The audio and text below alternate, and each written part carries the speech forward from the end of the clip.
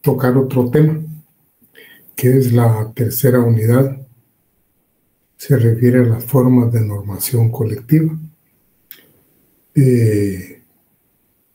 Digamos, en esta unidad se trata de enseñar al estudiante los diferentes instrumentos que en el derecho colectivo del trabajo se conocen, ¿no? Y vale la pena hacer reflexión sobre algo, y es el caso de que toda la parte contractual del Código de Trabajo inicia a partir del artículo 18. En el artículo 18, por ejemplo, ahí empieza todo lo que es el título segundo, donde están los contratos y pactos de trabajo. Entonces, la primera figura que, digamos, se desarrolla ahí es el contrato individual de trabajo. Y luego, eso es el capítulo primero. El capítulo segundo se refiere al contrato colectivo de trabajo. El contrato colectivo de trabajo prácticamente es la figura diseñada para realizar enlaces laborales prácticamente entre patronos y trabajadores, pero a nivel sindical, o sea, a través de sindicatos. En la práctica, ustedes, por lo menos aquí, miran esto como algo, digamos, que no es, pues, porque en Guatemala el ámbito sindical realmente su desarrollo se quedó tronco, y entonces nunca se desarrolló el contrato colectivo de trabajo. Sin embargo, la figura está vigente, ustedes la tienen que conocer, y no puede decirse que, digamos, sea imposible que se ejecute ese tipo de contratos. Podría suceder en un momento dado con algunos cambios, qué sé yo, ¿verdad? Que la situación sindical en Guatemala pudiera cambiar y entonces las cosas serían diferentes. Pero en los países que normalmente desarrollan una sindicalización obligatoria, ese tipo de contratos es una figura normal. Digamos, no es normal, por ejemplo, que las personas individualmente sean contratadas, sino que normalmente ingresen por medio del sindicato. No sé si ustedes tienen oportunidad de ver eso o les gusta o no, pero hay un canal mexicano que se llama Cine Canal. Yo creo que Cine Canal, pero es un canal mexicano propiamente donde pasan casi solo películas viejas. Les comento esto porque llama la atención cuando uno mira esas películas. En la parte inicial no, sino en la parte final, normalmente, digamos, siempre aparece el sindicato de actores de tal y tal. No sé si había solo uno o había más de uno, ¿verdad? El tema es de que, por ejemplo, imaginen ustedes la realización de películas en México. Los que hacían la película prácticamente, los que trabajaban como actores, en el grado que trabajaran, siempre eran parte de un sindicato. Y la productora de la película normalmente hacía el contrato con el sindicato, ¿verdad? No les puedo decir si en la actualidad sigue haciendo algo así, porque por lo menos en las películas últimas ya no se mira algo de eso.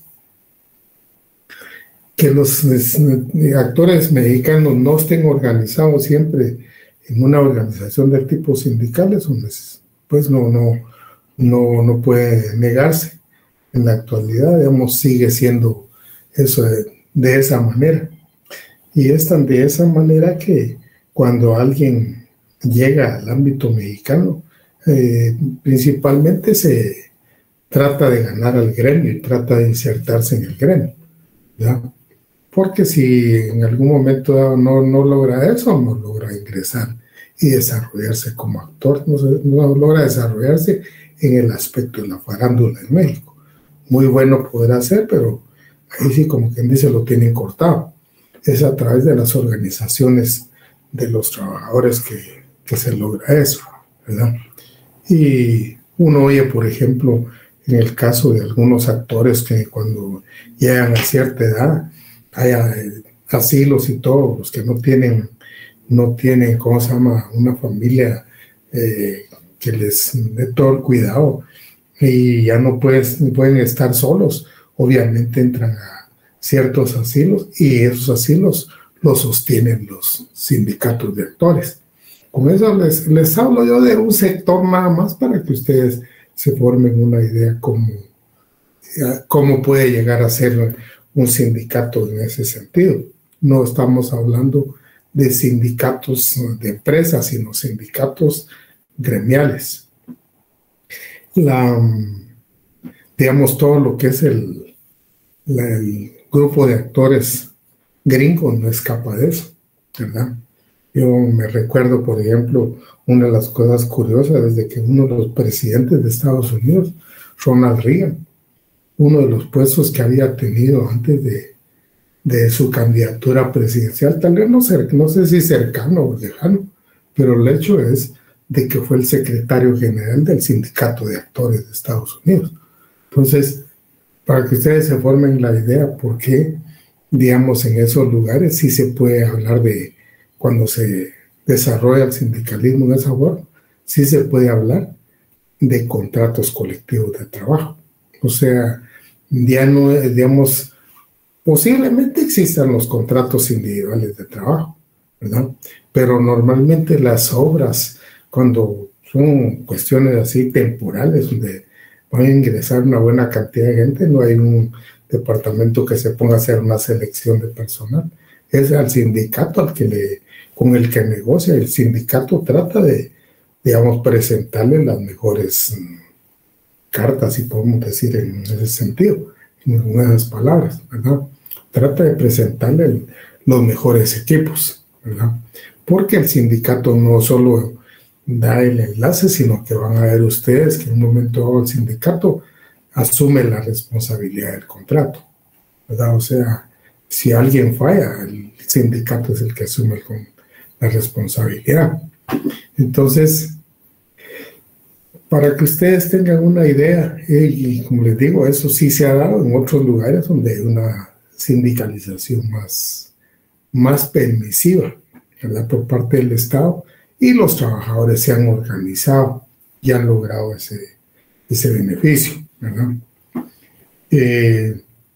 Entonces, en el capítulo primero del título segundo del Código de Trabajo, el artículo 18 empieza el contrato individual de trabajo, ¿verdad?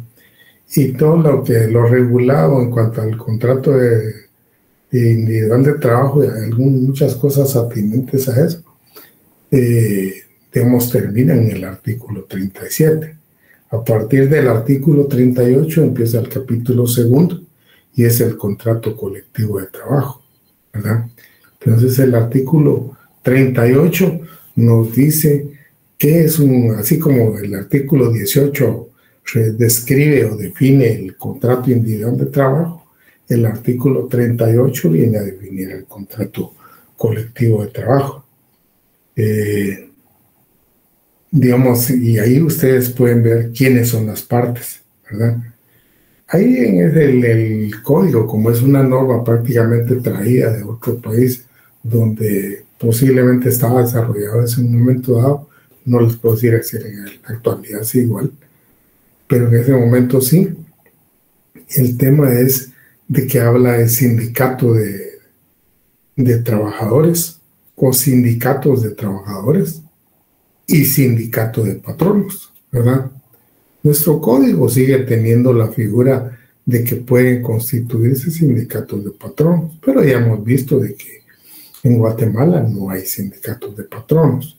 O sea, la idiosincrasia del guatemalteco es muy distinta en eso, ¿verdad? Y puede ser que a los el sector patronal se le parezca un poco ofensivo que le hablen de formar un sindicato. Aunque cuando crean las asociaciones que ellos crean, que se llaman cámaras, son como organizaciones sindicales, ¿verdad? Con lo único que actúan y están, digamos, actúan y están reguladas prácticamente dentro de una nueva regulación que es la regulación mercantil, que es más atinente a patronos, ¿verdad?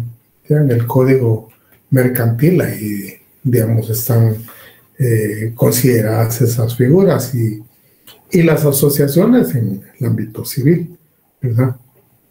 Entonces, en el artículo 38 ustedes pueden ver, por ejemplo, que las partes de un contrato de estos van a ser el sindicato de trabajadores, ¿verdad?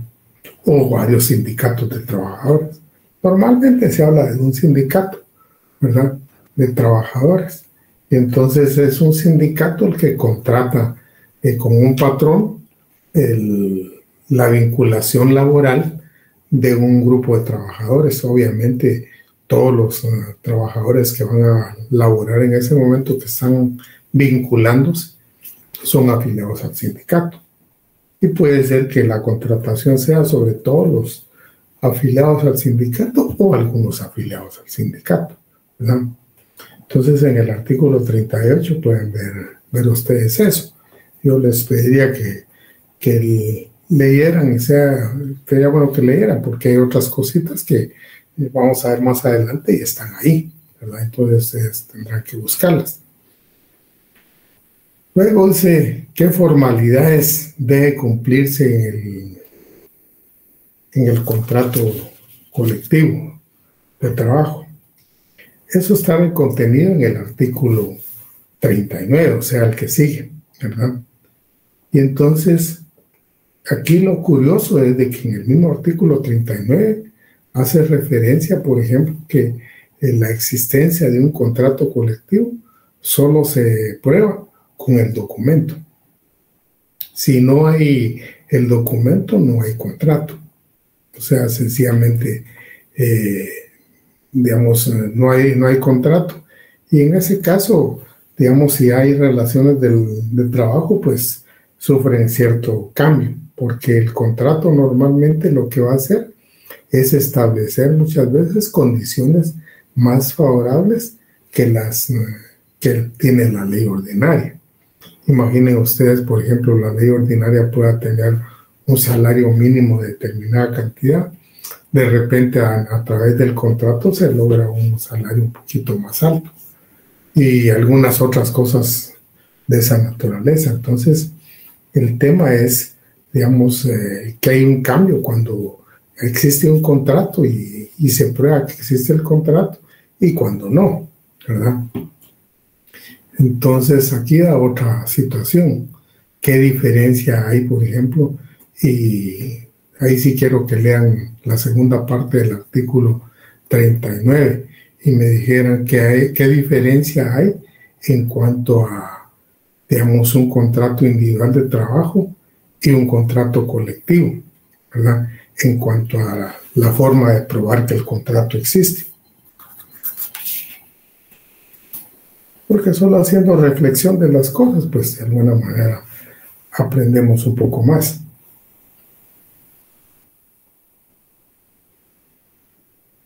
Yo sí que se leyera en el segundo párrafo del artículo 39.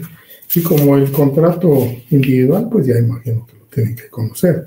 ¿Qué diferencia hay en cuanto a la prueba del contrato entre una figura y la otra?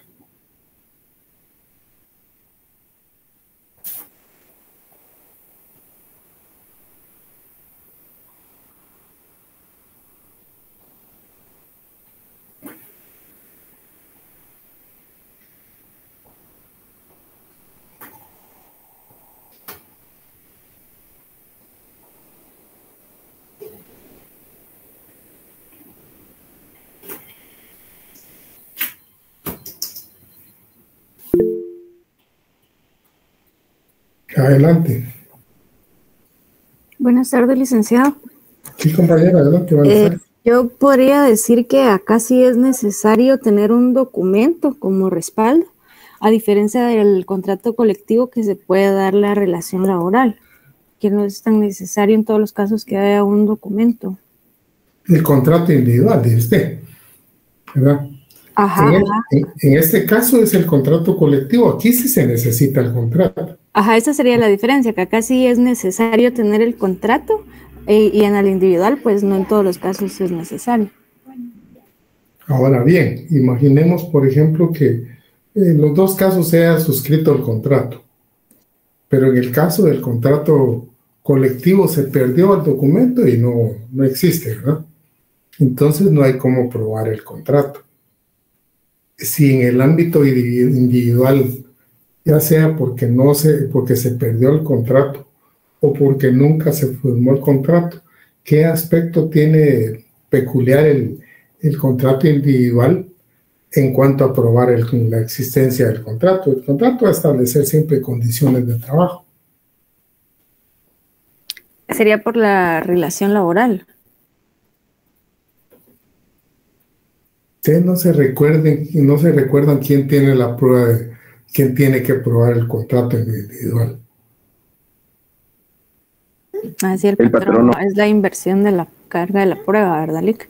Sí, ahí el patrón es el que tiene que probar el contrato, así como es el compañero. Es el patrón, ¿verdad? Yo alego que según mi contrato tal y tal y tales condiciones, y entonces quien tiene que probar la existencia del contrato es el patrón. Y si no se prueba, pues él tiene la carga de que exista ese contrato y, y en un momento dado se tiene que considerar las condiciones que yo alegue como trabajador, ¿verdad? En ese sentido, la figura del contrato individual es muy protectora, ¿verdad? Porque, digamos, ahí no está refiriendo que necesariamente tiene que existir el contrato, ¿verdad? El contrato en el ámbito individual, de una vez la ley le pone la obligación al patrón. Y si no se firmó el contrato o no aparece el contrato, se cree lo que de alguna manera firma el trabajador. Aquí no. Aquí, digamos, un contrato colectivo podría considerar mejores condiciones, pero si no existe, no hay forma de que en un momento dado puedan hacerse valer, ¿verdad? Porque el patrono no tiene en este caso la carga de la prueba del contrato. Esa es una diferencia importante pues, para que ustedes vean una diferencia, ¿verdad? Pero esa diferencia se da por unas cosas que más adelante vamos a ver, ¿verdad? Miremos la otra.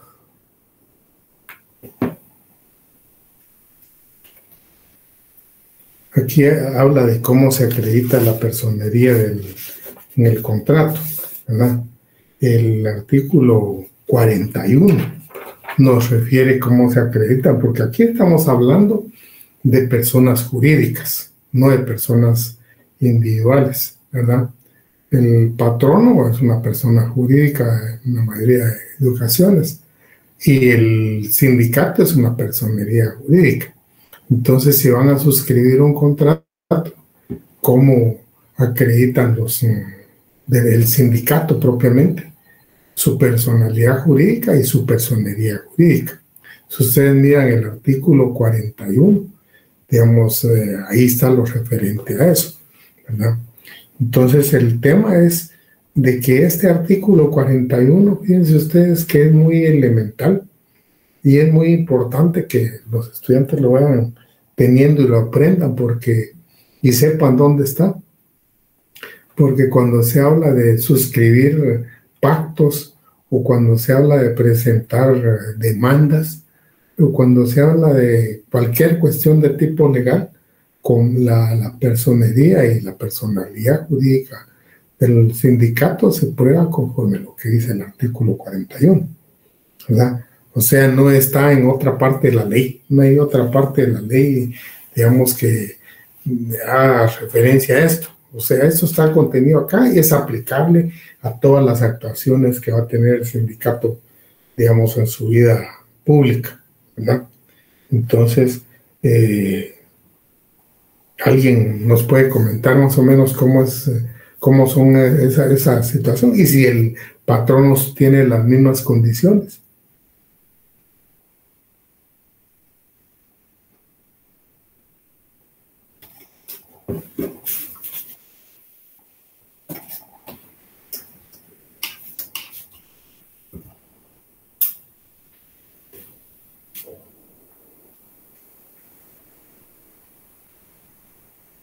¿Será que el patrono también tiene que acreditarlo conforme a ese artículo 41, compañero?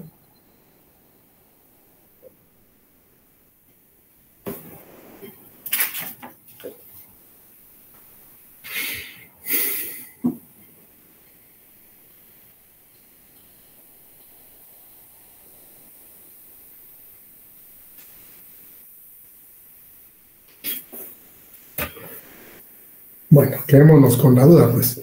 Yo les quiero comentar algo. Cuando yo les pregunto algo que evidentemente está en el artículo, lo hago para que lo corroboren y para que lean, ¿verdad? Si ustedes lo leen o no, pues realmente es asunto del estudiante, porque hasta ahí más allá no puedo llegar yo, ¿verdad?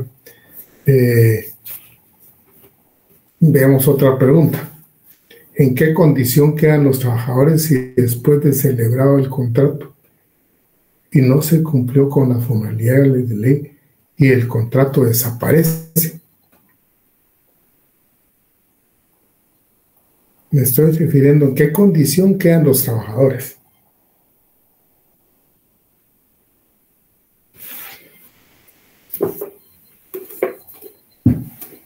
Y ya está en las partes que yo les he pedido que lean, porque no está en algo nuevo.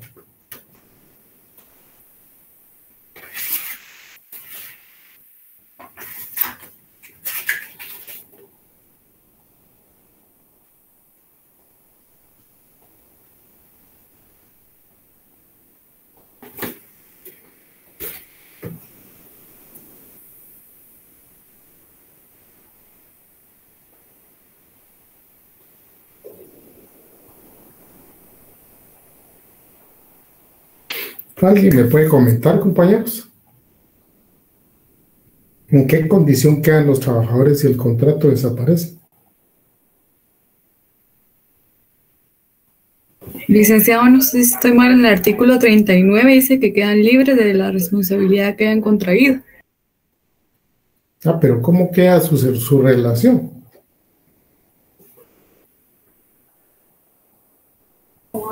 Licenciado, es de lo que habla en el artículo 43.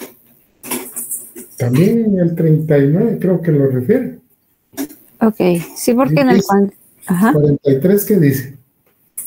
El 43 dice, si firmado un contrato colectivo de trabajo, el patrono se separa del sindicato o grupo patronal que lo celebró, dicho contrato debe seguir rigiendo siempre la relación de aquel patrono con el sindicato o sindicatos de sus trabajadores que sean partes en el mismo contrato. Esta es otra circunstancia, porque este caso es el caso de que, digamos, un patrono firmó, representado por un sindicato de patronos, y en un momento dado, después de que firmó el contrato, él se desligó del sindicato de patronos. Entonces, lo que se refiere a ese 43 es de que, digamos, el sindicato sigue rigiendo la relación entre el patrono y los trabajadores, no obstante que el patrono se ha separado del sindicato al que pertenecía, ¿verdad? No, ese no es el caso. El caso es de que yo les estoy diciendo, si después de celebrar un contrato de trabajo y no se cumplió las formalidades de ley, ¿en qué y el contrato desaparece? No se cumplieron las formalidades de ley, porque entre las formalidades de ley es que se celebra un contrato y se manda una copia al ministerio, ¿verdad? Una le queda al sindicato y la otra le queda al patrono. Pero para licenciado, quedarían bajo un contrato en relaciones individuales los trabajadores, perdone. Sí, pero digamos quedan en una situación de una relación, de relaciones individuales, prácticamente los derechos que pudieron haber adquirido conforme el contrato, que existan conforme el contrato, prácticamente no las tienen, ¿verdad? Porque el contrato desaparece, es lo que yo les estoy diciendo. No existe el contrato, pues no, aunque se diga que se firmó un contrato, no aparece por ningún lado. Entonces, en ese caso, así como dice el compañero, se convierten en relaciones individuales, ¿verdad? Pero aparte de eso, es de que no se pueden alegar los derechos que se tenían conforme el contrato, ¿verdad? Y es que el tema está en que unas relaciones de trabajo que se han realizado, se han hecho a la luz de un contrato colectivo de trabajo, los trabajadores no tienen la titularidad del ejercicio de los derechos, la tiene el sindicato, ¿verdad? En tanto que cuando ya, si no aparece el contrato, entonces se convierten en relaciones individuales, entonces cada trabajador puede reclamar los derechos y a cada trabajador le pueden reclamar los derechos de parte del patrón. O sea, el patrón no puede, actuar individualmente con cada trabajador, ya no a través del sindicato. Porque la figura que tenemos que tener claro acá es de que el sindicato es el representante de los patronos en todo lo que corresponde a derechos y en todo lo que corresponde a obligaciones. Porque si hay obligaciones que reclamarle a los trabajadores, si están dentro del contrato colectivo, es el sindicato responsable, ¿verdad? Ahora bien, si las relaciones se convierten en relaciones individuales, las obligaciones las asumen los trabajadores individualmente. Ese es parte del tema, ¿verdad? Dice, miremos otro que dice, ¿cómo se acredita? Eso ya está. ¿Qué sucede si se firmó por un ente que representa a los patronos y después el patrono se separa de ese ente? Es el artículo 43 que nos comentó la compañera, ¿verdad? Miremos otro caso. ¿Qué sucede si después de haber firmado un contrato colectivo de trabajo, el sindicato de trabajadores que lo firmó se disuelve? Eso es otra disposición que está, no me acuerdo si está en el 42 o está en el...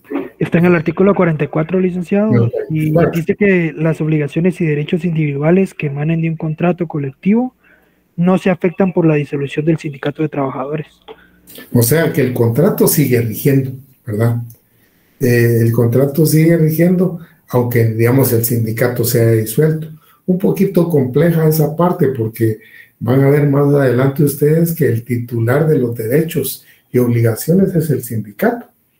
Y si el sindicato no existe, no sé a quién puede asumir como digamos, titular de los derechos y de las obligaciones.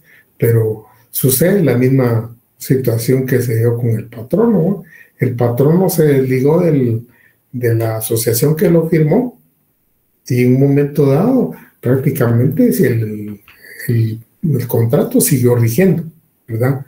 Entonces, yo lo que quiero es que ustedes perciban en este momento qué tan consistente es la figura del contrato. O sea, el contrato en un momento dado tiene una serie de condiciones beneficiosas, obviamente, para los trabajadores, ¿verdad? No es la finalidad del contrato mejorar las condiciones, pero si en la contratación se dan, enhorabuena, ¿va? La finalidad del contrato es propiamente vincular un grupo de trabajadores con un patrón. Esa es la finalidad del contrato, ¿verdad? Ya no por la vía individual, sino por la vía colectiva, ¿verdad? Dice que por la parte laboral, ¿quién es el responsable del cumplimiento del contrato? No son cada trabajador, ¿verdad? Digamos, en ese caso es el responsable es el sindicato. O sea, si el sindicato se comprometió a que el grupo de trabajadores iba a desarrollar tal y tal actividad y los trabajadores no la realizan y por eso puede haber reclamo de parte del patrón, prácticamente no es contra los trabajadores que va a reclamar contra el sindicato. Posiblemente en esos casos haya aquellas, digamos, fianzas de compromiso, ¿verdad? Para que el patrono pueda en un momento dado demandar la fianza por incumplimiento de algo, porque en estos casos ¿cómo se llama? El responsable de las obligaciones es el sindicato, ¿verdad? Y lo mismo sucede si hay derechos, por ejemplo, de parte del contrato, por parte del contrato, el sindicato es el titular de esos derechos. Ahora bien, si hay obligaciones, digamos que viene el patrono y reclame al sindicato y el sindicato es sancionado, el sindicato puede repetir contra, digamos, otras personas reclamar las obligaciones que no se han cumplido, ¿verdad? Y en este caso incluye a los trabajadores. El sindicato puede en un momento dado reclamar contra los trabajadores y los trabajadores fueron los que lo dejaron prácticamente en el camino, ¿verdad? Y eso está en el artículo siguiente por ahí, y digamos habla de todas las personas contra las que puede reclamar el sindicato en un momento dado de incumplimiento ante el patrón, ¿verdad? Obviamente el que va a responder en primer lugar va a ser el sindicato, ¿verdad? Pero el sindicato puede reclamar contra los propios trabajadores. Miren ustedes que esta figura se parece más bien a una figura civil, ¿verdad? Tiene un tanto de eso porque, digamos, el sindicato está actuando como una persona jurídica que representa a un grupo de trabajadores en cuanto a ciertas obligaciones que va a cumplir a través de los trabajadores individualmente. Cada trabajador va para laborar individualmente en cumplimiento de ciertas cosas, va a recibir remuneración individualmente porque ahí ya no se mete el sindicato, está en el artículo 38, ¿verdad? Pero sigue siendo el responsable del sindicato, ¿verdad? Entonces, como responsable del sindicato, así como puede, digamos, reclamar los derechos, o tiene que reclamar los derechos de los trabajadores cuando no se cumplen, digamos, también va a responder por los incumplimientos de los trabajadores, ¿verdad? Y eso le faculta para demandar a los mismos trabajadores si fuera necesario, a otros sindicatos, por ejemplo, que estén dentro de la contratación que él hizo, ¿verdad? O sea, si ustedes se dan cuenta, se parece un tanto a una figura civil, ¿verdad? Y esa situación solo la mira uno, por ejemplo, creo que muchos de ustedes la conocen cuando a alguien en el Estado, por ejemplo, le dan un contrato 029, ¿verdad? Uno de los requisitos que le piden es pagar una fianza. Y entonces se van a comprar la fianza, el crédito hipotecario son normalmente quienes las venden, ¿verdad? Y entonces lleva la fianza, y esa fianza es a favor del Estado, pues de la dependencia donde le van a dar trabajo a la persona, que no es un contrato de trabajo, sino que es un contrato civil. Pero aquí en esta figura prácticamente de el contrato colectivo de trabajo, uno se da cuenta que el sindicato más actúa, no es un intermediario, es un representante de los trabajadores. Y como representante de los trabajadores, asume tanto el reclamo de los derechos de los trabajadores, como también, digamos, recibe todas las... tiene que, digamos, es responsable de las obligaciones de los trabajadores.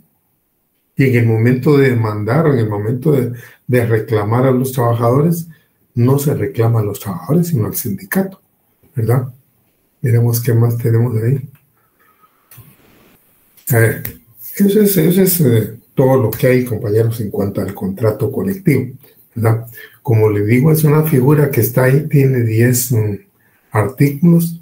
Es bueno que los lean.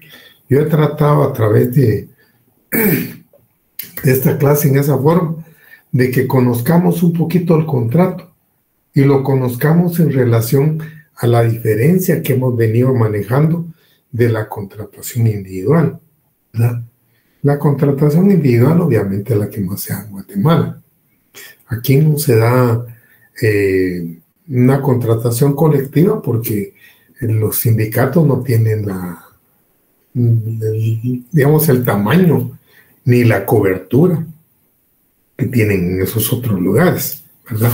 Ahí sí se da ese tipo de contratos. Ya les digo, en las películas viejas, ustedes, mexicanas, ustedes pueden ver al final, como una cuestión de ejemplo, pues, no les puedo decir de que en la actualidad ya no funciona.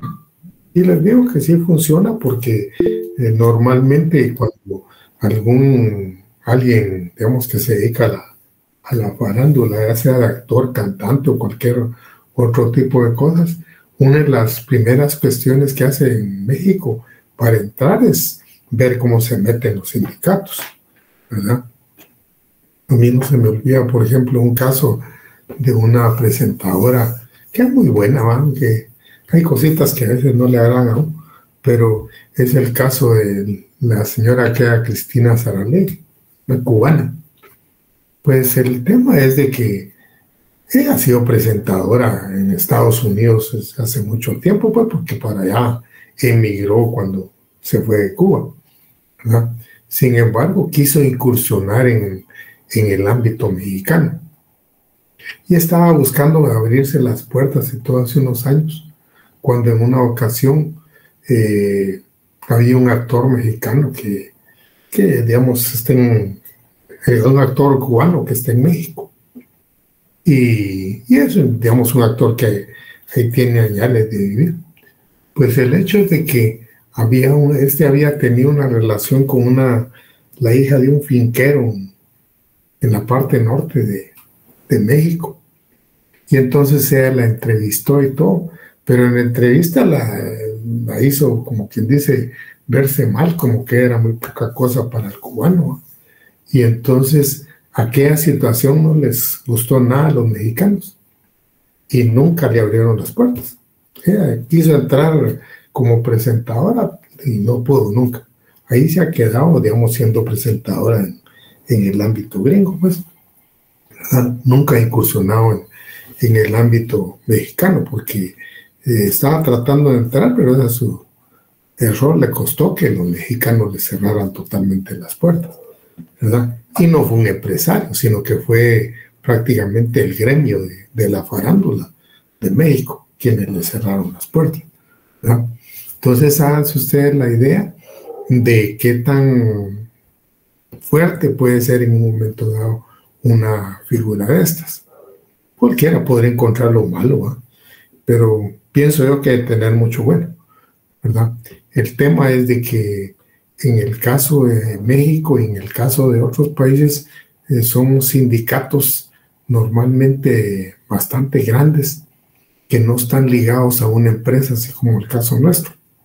En el caso nuestro, casi todos los sindicatos existentes están ligados a una empresa, a una institución, ¿verdad? En el caso de Guatemala, el sindicato que recuerdo que fue un sindicato bastante importante, que no estaba ligado a una empresa, sino que era un sindicato gremial. No les puedo decir si todavía existe. Tal vez ya no, porque las condiciones han variado totalmente. Fue un sindicato de panaderos, ¿verdad? Y les estoy hablando de etapas desde cuando yo era niño y tal vez hasta cuando llegué a unos 30 años más o menos, me recuerdo, una práctica que se daba mucho en Guatemala. Y era el caso de que había un cine que se llamaba Venecia y estaba como en la 30 calle más o menos y Avenida Bolívar. Ahí está el edificio grande del lado de la zona 8. Pues enfrente del cine Bolívar había no sé qué construcción había ahí, pero a veces enfrente del cine Bolívar o del otro lado del del cine, el cine es el cine Venecia, o del otro lado de la Avenida Bolívar, en una construcción grande que había ahí. Uno miraba normalmente, si pasaba temprano, algunos hombres con sus mochilitas ahí esperando, y llegaban a traerlos las panaderías, porque eran panaderos que en un momento dado estaban cesantes, ¿vale? No estaban trabajando todos los empleados, pero eso posiblemente daba lugar a que todo el gremio de panaderos se conocía, porque era el sector en Guatemala donde iban a traer a los empleados panaderos, las panaderías que necesitaban de urgencia panaderos, ¿verdad? Y entonces existió el sindicato de panificadores. Y a mí me llama la atención porque si ustedes leen en su salario mínimo, van a ver que es el único salario mínimo que está a destajo, ¿verdad? Todos los salarios mínimos están por tiempo, o sea, por día. ¿Cuánto se paga el salario, digamos, mínimo por día? En el caso de los panificadores, lograron prácticamente que a nivel nacional se les hiciera un salario mínimo por libra de harina, digamos, en el trabajo. O sea, ellos, digamos, eso era lo que cobraban, no el tiempo que estaban, sino lo que hacían. Era, digamos, y es el único salario que, yo no sé si todavía está, pero estuvo mucho tiempo como salarios mínimos, el único salario mínimo de destajo, ¿verdad? De ahí no, digamos, han habido otros sindicatos, pero digamos que les digo yo, no han tenido la trascendencia de llegar a lograr lo que es la contratación, porque, digamos, no han sido tan consistentes, ¿verdad? Sin embargo, ahí sí que las cosas en la vida uno no puede decir a dónde van a llegar, no puede ponerles un límite. De repente podría ser que se desarrolle el sindicalismo en Guatemala. Entonces, no sé si hay alguna dudita del contrato colectivo, si no pasamos a lo que es el pacto colectivo. No hay, entonces pasemos al pacto colectivo. Les comentaba yo que el contrato está del 38 al 48. Pues en el 49 empieza lo del pacto colectivo de condiciones de trabajo. Aquí son menos artículos, pero un poquito más extensos, ¿verdad? Un poquito más extensos porque tienen más contenido, ¿verdad? Y sí son cuestiones de alguna manera que prácticamente la mayoría tiene aplicación, ¿verdad? Hay una parte que tuvo aplicación y en la actualidad tampoco la tiene, pero sí la tuvo, ¿verdad? Y entonces lo que son los pactos colectivos están del artículo 49 al artículo 57, ¿verdad? El artículo 49 nos dice nuevamente quién suscribe un pacto colectivo de condiciones de trabajo, ¿verdad? Y entonces, si ustedes ven los nombres, aquel contrato colectivo de trabajo y el otro pacto colectivo de condiciones de trabajo, el objetivo del pacto colectivo de condiciones de trabajo es fijar condiciones, mejorar las condiciones que existen, condiciones de trabajo. O sea que ya existen relaciones de trabajo. El contrato colectivo, la finalidad, el objetivo es, digamos, crear relaciones de trabajo. Obviamente se pueden crear y mejorar las condiciones de una vez, pues eso va implícito, ¿verdad? Pero el objetivo de un instrumento y otro varía, y eso es bueno que lo manejen ustedes desde ya, ¿verdad? En el artículo 49 nos dice quiénes pueden suscribir el pacto colectivo de condiciones de trabajo. Y entonces ahí les puse en cuanto al objetivo de los instrumentos, qué diferencia hay entre el pacto colectivo de condiciones y el contrato colectivo. Ya se los dije yo, ¿verdad? Si seguimos leyendo el artículo después del 49, ¿A quiénes se aplica el pacto colectivo de condiciones de trabajo, compañeros? Leamos, creo que es el 50.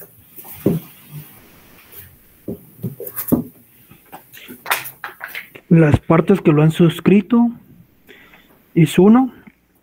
2. Todas las personas que en el momento de entrar en vigor el pacto trabajen en la empresa o centro de producción a que aquel se refiere en lo que dichos trabajadores resulten favorecidos y aun cuando no sean miembros del sindicato o sindicatos de trabajadores que lo hubieran celebrado.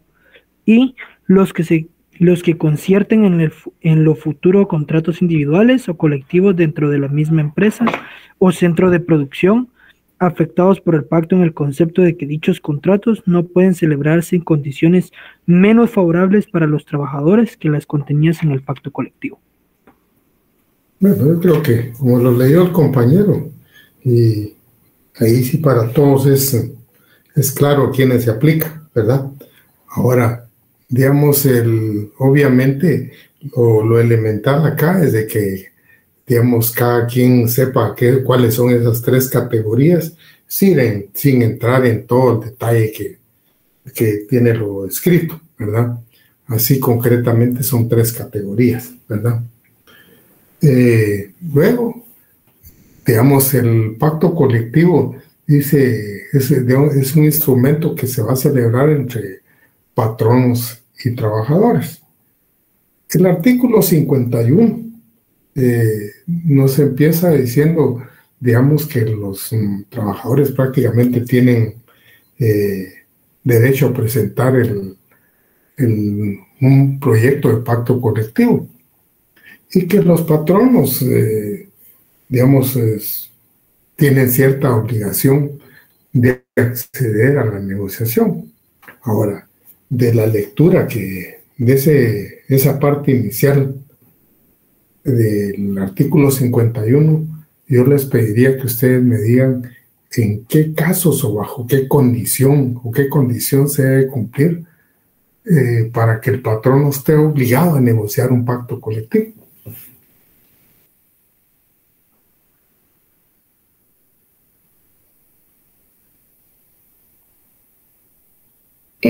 Cuando la cuarta parte de sus trabajadores estén sindicalizados. Sí, concretamente, así como usted lo dijo, compañera. O sea que el sindicato abarca por lo menos a la cuarta parte de trabajadores, ¿verdad? Si el sindicato no abarca a la cuarta parte de trabajadores de toda la empresa, no está obligado el patrón, ¿verdad? Pero si existe esa condición, ahí el patrono no puede negarse a ¿cómo se llama?, negociar el pacto colectivo de condiciones, ¿verdad? Entonces sí debemos hablar, por ejemplo, de que tiene que haber una cobertura de trabajadores afiliados al sindicato, ¿verdad? Hay otra situación, digamos, que se da cuando en la empresa existe más de un sindicato, ¿verdad? ¿Qué sindicato es el que tiene el derecho preferencial de negociar un pacto? Y eso lo refieren prácticamente los incisos que vienen después, ¿verdad? Sin embargo, esos incisos son un poquito complejos, un poquito no están suficientemente claros.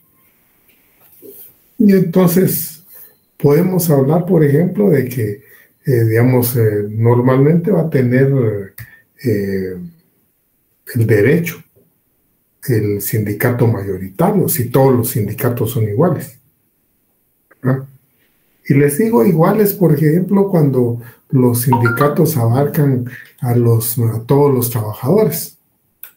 Imaginen ustedes, por ejemplo, yo me acuerdo cuando tuve mi primera experiencia como abogado, me fueron a buscar porque, digamos, ya me había graduado yo y de alguna manera tenía recorrido sindical, pero no, como abogado no me había ido a buscar un sindicato. Y entonces era un sindicato que no conocía. Había un sindicato prosiegos y sordomudos. Ustedes han oído de prosiegos y sordomudos. Es aquel hospital aquella asociación grande que hizo una señora llamada Molina de Estal. Elisa Molina de Estal, ella creó toda esa institución. Pues ahí hay el sindicato que me fue a buscar a mí, se llamaba Sindicato de Empleados de Prosiegos y Sordomudos, los sordomudos de Guatemala. Y se llamaba entonces SEPSIS, Sindicato de Empleados. Y el otro le habían puesto como Sintraps, algo así. Tenía la misma cobertura, pero era Sindicato de Trabajadores. Sin embargo, entre los dos sindicatos abarcaban conserjes, los dos abarcaban personal administrativo, o sea, tenían afiliados en el ámbito de conserjes, en el ámbito de personal administrativo, tenían médicos los dos, porque ahí hay médicos que ven, digamos, que son los ojos, ¿no? Y las otras cuestiones que atienden también los oídos. Y entonces los dos sindicatos tenían, digamos, la misma clase de trabajadores, solo que uno se llamaba Sindicato de Empleados y el otro de Sindicato de Trabajadores. Y me fueron a buscar porque, digamos, uno de los sindicatos afirmaba que el otro se había arrogado el derecho de negociación y había negociado un pacto, pero que ellos eran los que tenían el derecho de negociación. Y entonces en este caso lo que se aplicaba era qué sindicato era el mayoritario, ¿no? Eran dos. Y entonces obviamente ahí sí que la medida para establecer cuál era el sindicato mayoritario era un conteo de los afiliados, ¿verdad?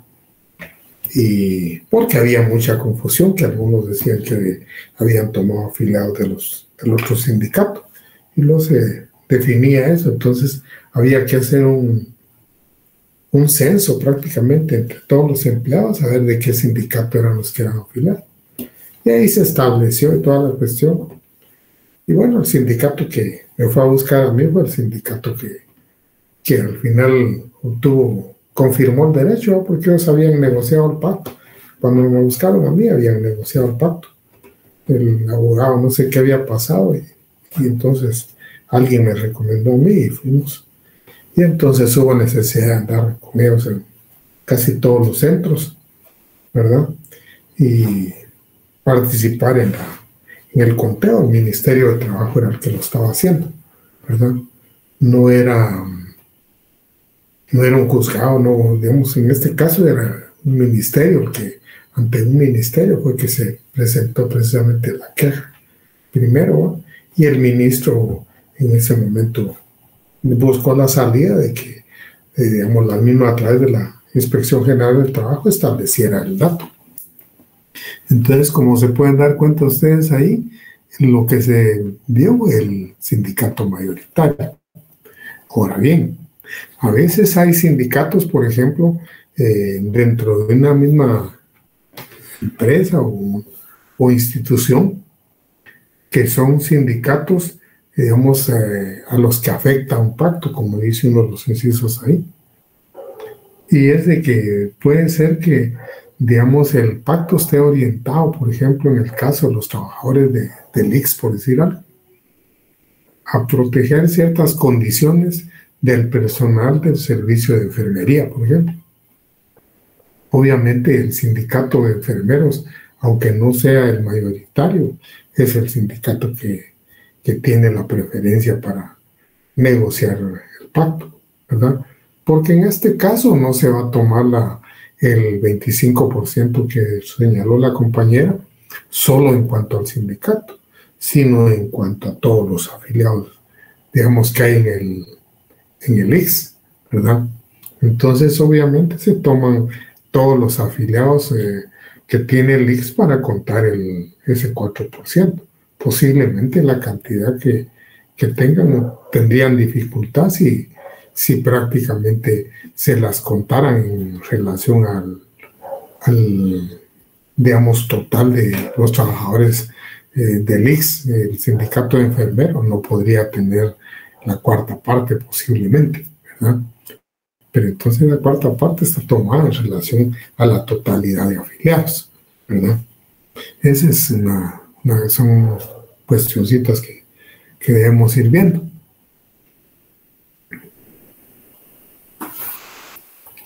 A ver. El pacto colectivo de condiciones es estudiado por bueno, imaginemos, por ejemplo, que se presenta un pacto colectivo y, digamos, se negocia y toda la cuestión, y en un momento dado llegó a la parte que ya vamos a ir por dos caminos. Uno, el que todo fue muy bien, y el otro, miremos las cosas, digamos, como muchas veces se dan, ¿verdad? Y en este caso, por ejemplo, para que, digamos, si el pacto se presentó, se negoció y toda la cuestión, y, digamos, y llegó un momento dado a la parte final, por ejemplo, del pacto colectivo.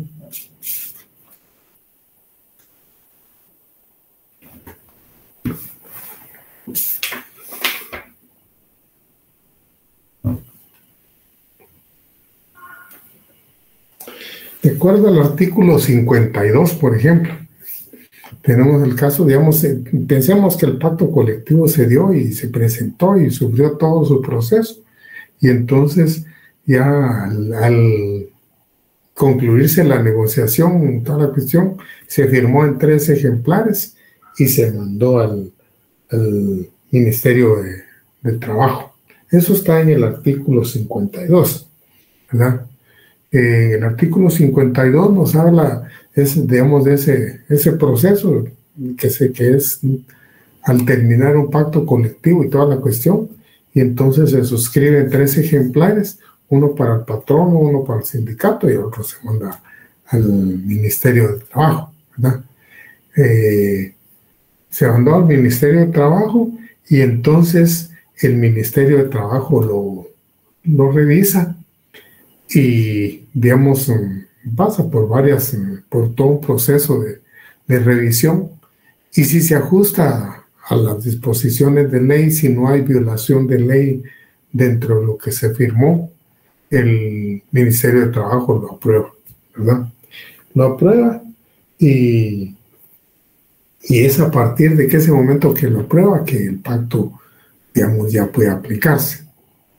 Sin embargo, las partes, digamos, pueden aplicar el pacto a partir de que lo presentaron al Ministerio de Trabajo, ¿verdad? Pero no está aprobado por el Ministerio de Trabajo.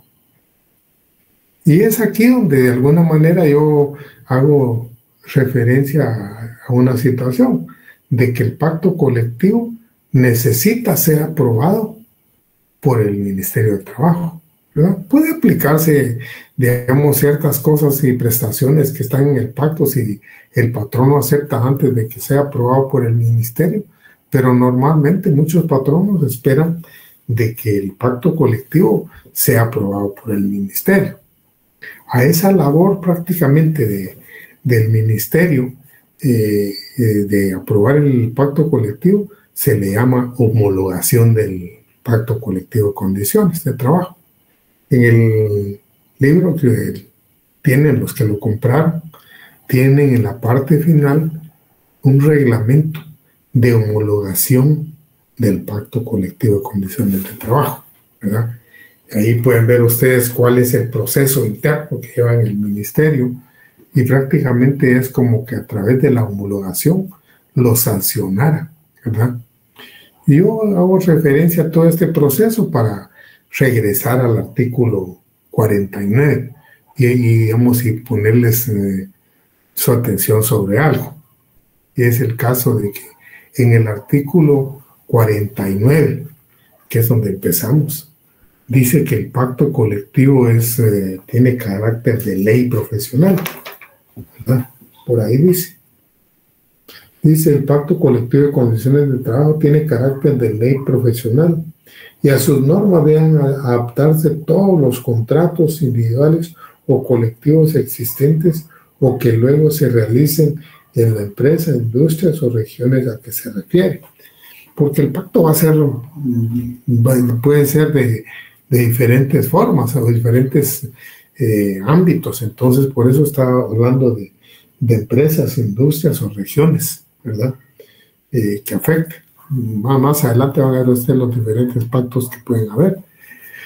Y entonces, ahí refiere que tiene el carácter de ley profesional, ¿verdad? No existe en ninguna parte, digamos, que diga qué diferencia tiene que sea ley profesional si las normas que tiene un contrato, por ejemplo, o un reglamento, son normas que en un momento no tienen aplicación y no pueden soslayarse en un momento dado.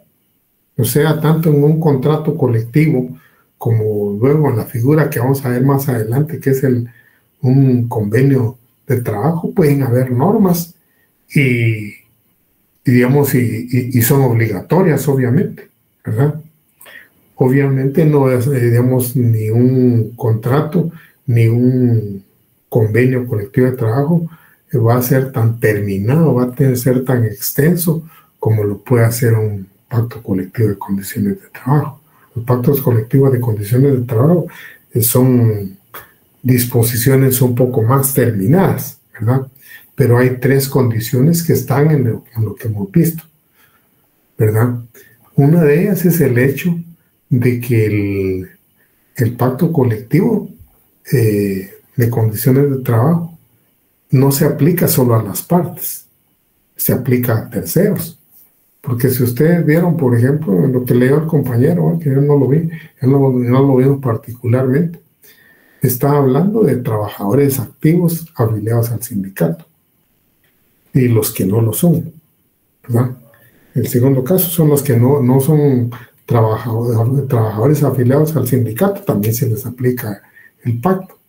Y se les aplica también a los trabajadores que en el futuro, digamos, sean contratados en la empresa, la industria o el centro de producción determinado o lo que sea, donde tenga el ámbito del pacto, ¿verdad? Entonces, es una disposición que se va a aplicar no solo a las partes, a los trabajadores afiliados y a la empresa, sino que se va a aplicar a terceros, que van a ser los que no son afiliados al sindicato. Incluso a los que sean contratados en el futuro, que puede ser que se afilien al sindicato o no, ¿verdad? Entonces, esa es una de las condiciones particulares, porque ni el contrato ni los convenios colectivos tienen esa característica. Eso se aplican a las partes nada más, ¿verdad? Esa es una condición. La otra condición es el hecho de que no es que les dijera yo, un acto potestativo del patrono de decir, bueno, si yo quiero negocio un pacto colectivo con el sindicato. No, si el sindicato cumple ciertas condiciones propias del sindicato, del sindicalismo o de los sindicatos, si ellos cumplen ciertas condiciones que son propias, el hecho de tener la 4ª parte de afiliados en el total de la empresa, está el patrono obligado a negociar un pacto colectivo. O sea, ya no es una cuestión potestativa. Si se da esa condición, es algo obligatorio, ¿verdad? Es un segundo elemento que les digo que le da con una condición un poquito diferente al pacto colectivo. Y eso lo he ido estudiando yo para encontrarle qué razón tiene llamarle una ley profesional, porque las otras no les habla en ningún momento dado, se les refiere como ley profesional, a esta sí, ¿verdad? Y la última es el hecho de que es sancionado por el Ejecutivo. Y es sancionado por el Ejecutivo porque es aprobado por el Ministerio, ¿verdad? Entonces esa condición que está en el artículo 49 de que es una ley profesional, prácticamente es una ley profesional porque cumple tres supuestos prácticamente que tienen la condición de la ley, ¿no? Uno es el hecho de que se aplica a todos. No hay límite de aplicación solo a las partes. Cualquier contrato que ustedes suscriban va a ser aplicado a las partes. Cuando vimos la figura del contrato colectivo, nos damos cuenta que, digamos, qué conciso es de que se aplica a ciertas personas y, digamos, o no se aplica si no se cumplen ciertas cosas, ¿verdad? Y así van a ser los demás instrumentos de derecho de trabajo, ya no digamos del ámbito civil, pues, ámbito civil mucho más, ¿verdad? En ese caso van a ser en esa forma y entonces se van a aplicar, digamos, solo a las partes. Aquí no, se aplica más allá de las partes, ¿verdad? No es un hecho potestativo la negociación, es un hecho obligatorio bajo ciertas condiciones y una vez el instrumento concluye y se envía al ministerio, el ministerio tiene un proceso para sancionarlo, para homologarlo, que no es más que una sanción del ejecutivo, ¿verdad? Con eso nos quedaríamos el día de hoy en cuanto al pacto colectivo de condiciones de trabajo, compañeros, ¿verdad? Creo que las clases se reanudan el miércoles para nosotros, ¿verdad? Porque el viernes no tenemos clase. Y entonces yo los dejo ahí. A menos que alguien tuviera una pregunta, pues la escucho.